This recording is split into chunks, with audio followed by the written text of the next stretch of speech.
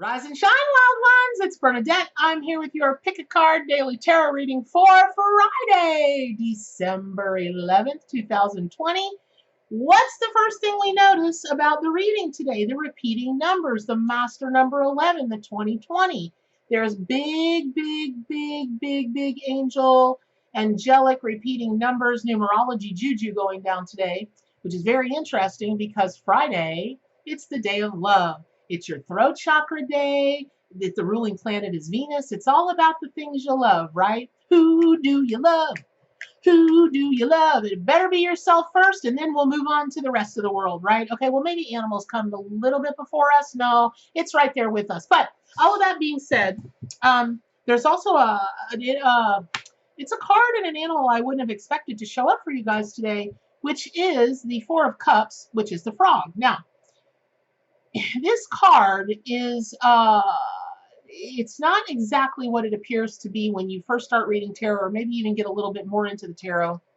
If you guys are wondering why I'm all in this getup, I've had some crazy tarot readings this week and some crazy psychic stuff going on, and I just wanted to go back to my gypsy roots. Truly, on my father's side of the family, he was first generation Jewish in this country. And we can trace our roots back to old Russia and the gypsies and that whole, without going into the whole history. But anyway, I needed to channel in my ancestors today, especially after this card came, because let's just say this, for those of you just joining us, I read from my own award-winning, record-breaking, history-making, Arc Tarot and Oracle deck. And it is based on the Rider-Waite deck, but it also brings in all of the power and the magic and the medicine of the animal allies and marries all of that symbolism together so that you get deeper, richer, even more accurate readings. So when you take a look at the traditional meanings of the Four of Cups in the Rider-Waite Tarot, what you'll see is this fella sitting there with his arms crossed, and you're not sure whether he's pouting or he's meditating or contemplating. And then you see a golden chalice coming out of the sky, right? So immediately, when you really boil it down, the Kabbalists call this card the Lord of Blended Pleasure. So it's almost like a bittersweet kind of thing, meaning you're striving for perfection, but really it's helpful and healthy to understand that nothing is perfect, everything is always in flux. And the sooner you realize that, the happier you'll be, but that doesn't mean that you stop striving for perfection.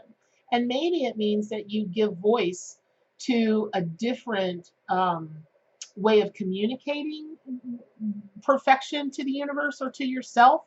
And today is all about the communication, because remember, this day is tied in very much with the throat chakra. The color is blue.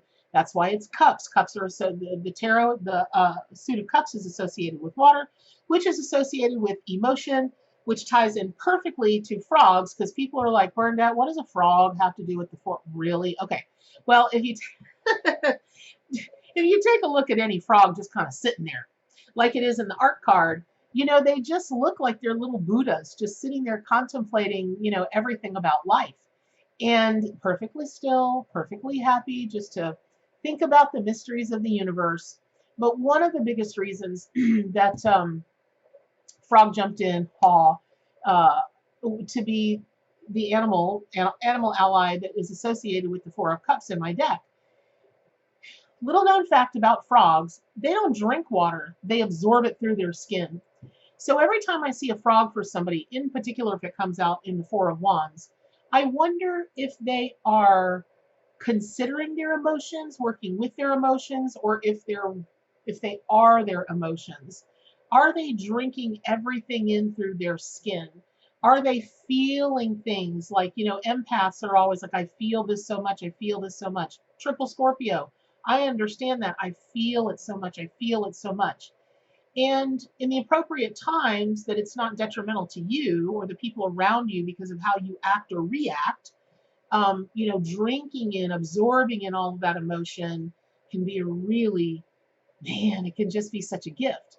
In other times when it's going to be too much, detrimental, all of that kind of thing, not so much, right? Okay. So today, when you're thinking about what you want to communicate, remember we communicate most of what we say to the outside world by nonverbal cues.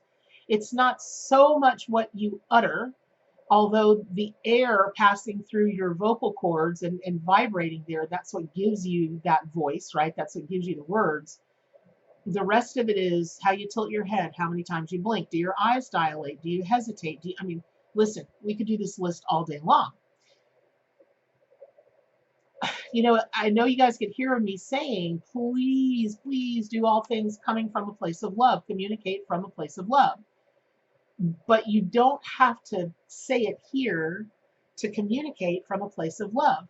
And that love may be for yourself. Something tells me that you guys, the ones watching this video in particular, you've had, I'm just going to say it, a rough week. Man, it's just been one thing after the other, after the other, after the other, after the other. Me, dang if I haven't dropped just about everything I've picked up this week. I blew apart a vial of insulin from a cat, $75 down the drain. I've broken this, I've misplaced this, I've lost it, I've found it, I don't know, things just slipping right out of my hands. Dude, I gotta contemplate that. Like I'm gonna sit like Mr. Frog and I'm gonna contemplate that. That's a big thing to keep happening all week long, right? I gotta look at those omens, I gotta look at the message being sent by the universe. You are being called to just chillax. Just sit and ask yourself the question again, are you getting in touch with your feelings or are you living them? The Four of Cups embodies the energies of the moon in Cancer. Now you add today, the ruling planet is Venus. That's a lot of sensitivity. That's a lot of water energy. But the fellow there is sitting under a tree, and that's a green, fertile hill. It definitely, you know, again, he looks like a Buddha. He's trying to attain enlightenment. His arms are crossed. We don't know if he's meditating or he's pouting. Here's the one thing we do know. The subconscious is filling him with a sense of restlessness, and it's making him dissatisfied about his current achievements. Let me just share this with you. I could have smacked myself right upside the dang head with a big old shoe or anything, ball bat, anything. A wrench, I don't know, a wet noodle. So this week, if you watched any of the videos earlier this week, the ARC, and thank you, God, I just thank you to you all who voted, who supported us. It broke all kinds of records. It swept the Carta Awards, winning 3 of the top awards. Earlier this year was the Cover Awards. It was Product of the Year. Anyway, the ARC has made complete and total history this year.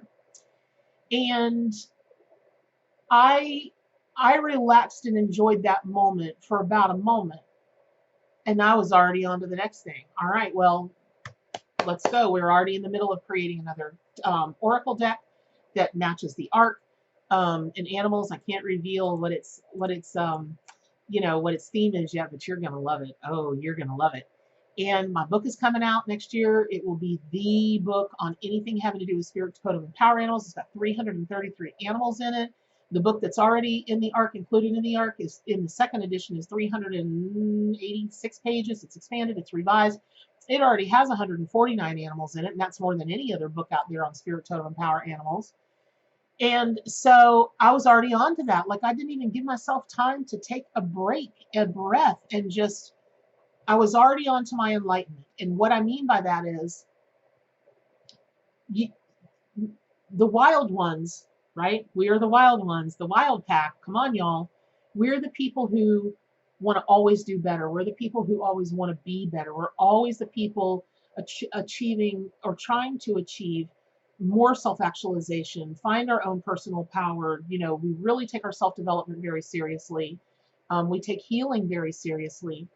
And in that, we can lose sight of it. It can be so serious that you don't see the fertility that you've already created. You don't see how the crops are going to grow that have already been created. And it makes you feel restless. It makes you feel kind of dissatisfied with your current achievements. Don't do that. With when you know, it said when the Buddha had achieved enlightenment, his hand touched the ground to show, I believe it's Maya. That's the personification of illusion that the earth was his witness.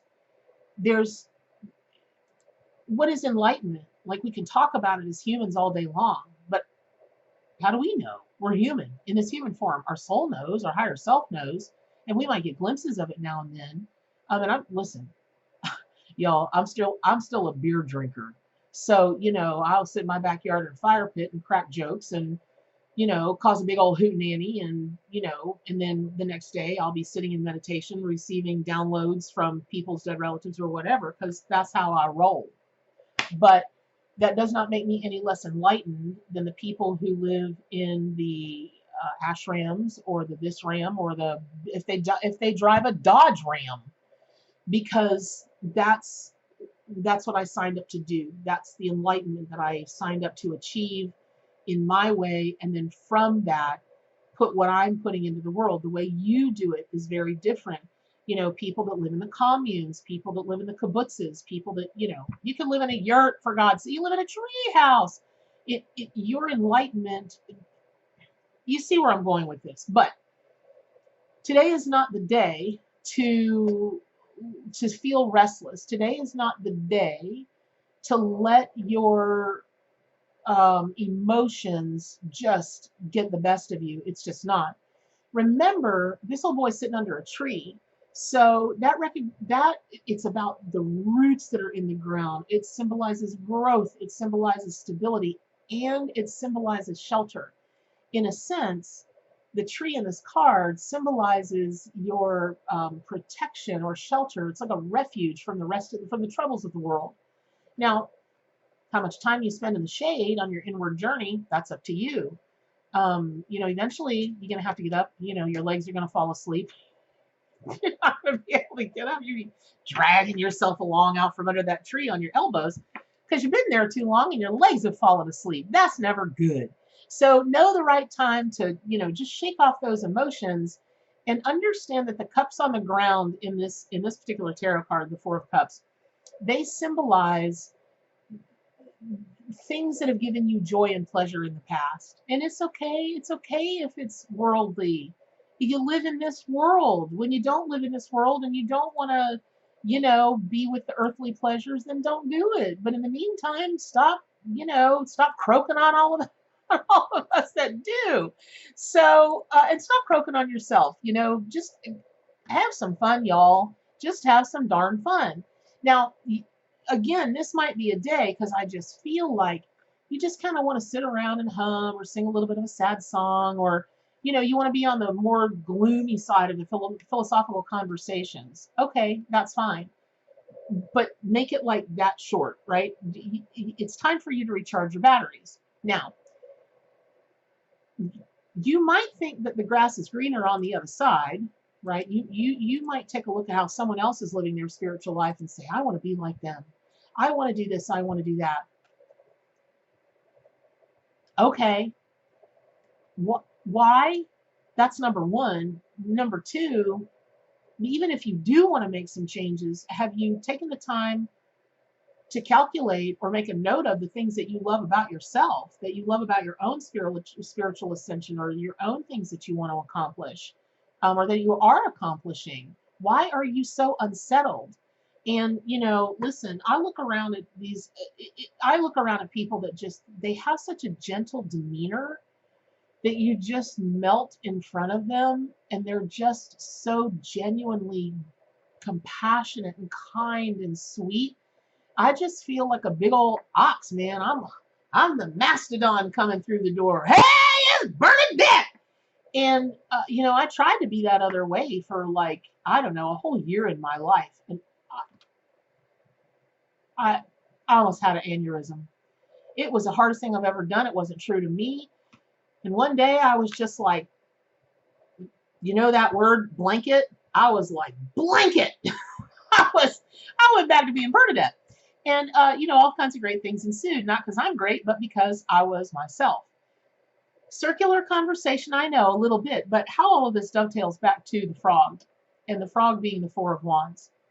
As a spirit totem and power animal, certainly frogs are associated, again, with the water element, with emotions.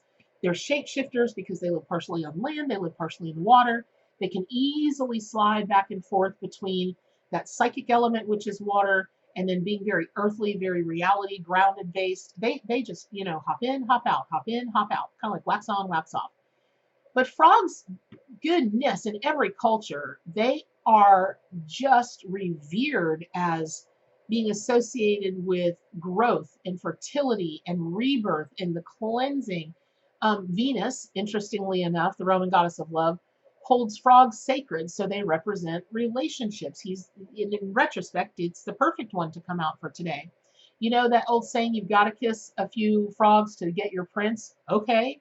Um, you know, frogs represent doing some things outside of your comfort zone. They're comfortable in water, but if they stay in water too long, they get uncomfortable. They're comfortable on land, but they can't be without their water. So you've got to know when, and you know, I know you know when it's time to make the changes, when it's time to go from one situation or scenario or relationship or way of thinking or doing to another, but we don't you know, sometimes we don't go, you know, if we're on land too long, we get all scaly skinned and dehydrated, you know, we're looking for our lotion. And then we get in the water and we're there too long, we get all the little prune fingers and you're just like, oh God, I can't take any more water. Okay. So today is a good day to know and to communicate authentically with yourself. Where are you at? Are you too landlocked? Are you too much in the depths, in the deep, in the emotions? Only you can know that, but it's time to get out because it's time for your voice to be heard. Now, frogs can be heard. Y'all. Oh, I don't know if you've ever been by water out in the country where there's really nothing else going on, and those frogs get to do in their chorus. The cacophony. It is the most. You can't hear yourself think. They are loud, very loud. And you may have that reverberating in your head. It might be your own croaking that you're doing, and it's drowning out all of your other thoughts. Not healthy. Likewise, the flip side of that, especially since today is the throat chakra day, it might be calling for you to speak up and sing your own sacred song and sing it loud and sing it strong, right? Make it happy, not sad. Don't make me bust into the carpenters. Dun, dun, dun, dun, dun, carpenters. Dun, dun, dun, dun, dun, dun, dun, dun, dun, dun, dun. Sing a song. Okay, I love the song. But anyway, yeah, today may be the day for you to sing your sacred song or start preparing to sing your sacred song and be loud about it. Raise your voice and be heard.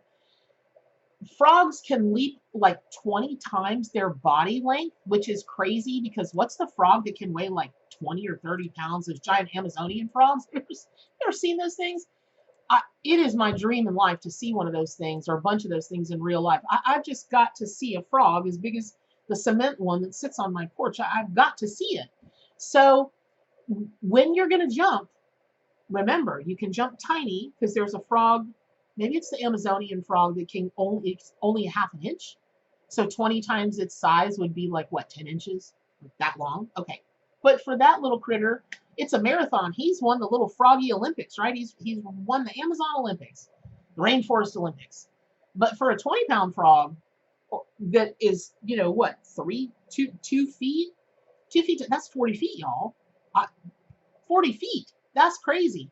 I don't have that verified. That number, I'll verify it.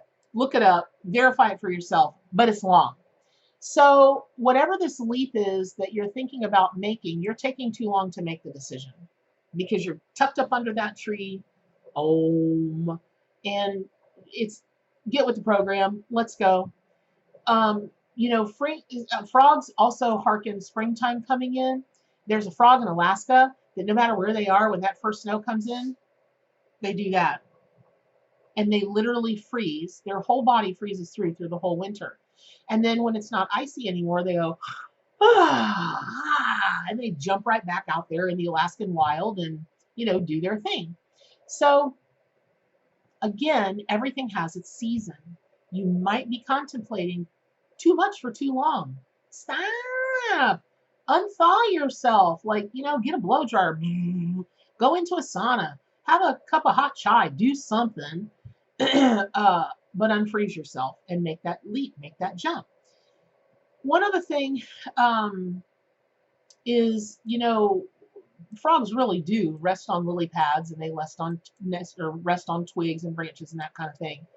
But you can't rest on a rotten lily pad. You can't rest on a branch or a tree limb that you jump on it and it's going to fall right through. So be very, very careful what you think is going to support you during all this emotional time, because you may be about to jump on a lily pad that's got nothing underneath, or maybe you can't see that it's bad, but you go crashing right through that thing back into the water. You may be about to jump on a branch, or a limb of some kind, or something in the water, and you think, oh goodness, something strong and steady and stable to support me, and you go crashing right through that thing because it's rotten. Like if you go to pick up a branch in the woods and it's all wood rot and everything crumbles right in front of you. Don't let anything crumble right in front of you today, because it'll take you down with it. And you don't need to do that. Now, the water will catch you when you fall. So this is metaphorical. You understand that. But don't do it. When you jump, make sure you're jumping to something solid, stable, and sure. All right. Frogs, I just want to address one thing. It is amazing to me how many people are terrified of tree frogs because they jump unexpectedly. I don't know any frog that doesn't jump unexpectedly, but dang, if those tree frogs, people just have a particular phobia of them. They'll hold a toad, they'll hold something else, and they're all like, oh, the symbolic meaning, and this is a great omen, and in the Chinese culture, this means money, with the frog with the coin out of his mouth. And then a tree frog jumps at them, and they go crazy, and they run away. You got to get better with the unexpected, because the unexpected is always you can always expect the unexpected. So when I see frogs come out for people as spirit totem and power animals, I'm like, you're not good with change, are you? You're not good with last minute, shenanigans, are you? Oh no. No. And I understand that. Believe me, I do. And I understand how stuck in your own places you can get when you're not willing to jump just a little bit, or not willing to be surprised, or not willing to pivot on a moment's notice. So that's, I hope all of these things are helpful. I could go on and on and on and on and on about frogs in every culture. Their meanings and their myths and their legends is just, it's amazing. But those are the bigger ones, the more in-depth ones that I mostly see people, dealing with when they come for reading or we're in a class or whatever. And so I hope that was helpful. I hope whatever you say today to yourself and to everybody else absolutely comes from a place of love. Please don't sit around and stir in your emotions for too long. Your spirit will get all wrinkly. You don't want a pruny spirit, like your fingers get all pruny. And likewise, you don't want to stay there too long so that it becomes petrified. You don't want to be petrified of surprises. You don't want to be petrified that new things are going to come into your heart, like a relationship of any kind. Don't be petrified. Don't be a scared. That's what we say in the South. Don't be a scared, okay? So, I love you guys. I hope this was helpful. Pick up your copy of the Archanimal Tarot and Oracle deck. You'll be glad you did. And subscribe to my YouTube channel, pardon me, so you get all of the daily readings and all of the good spirit animal meanings and all the shamanism and psychic stuff and all the metaphysical stuff we talk about here on this channel. So when you leave today, the first thing you want to think of is what? Come on. You can only take that leap if you're willing to what? To stay wild.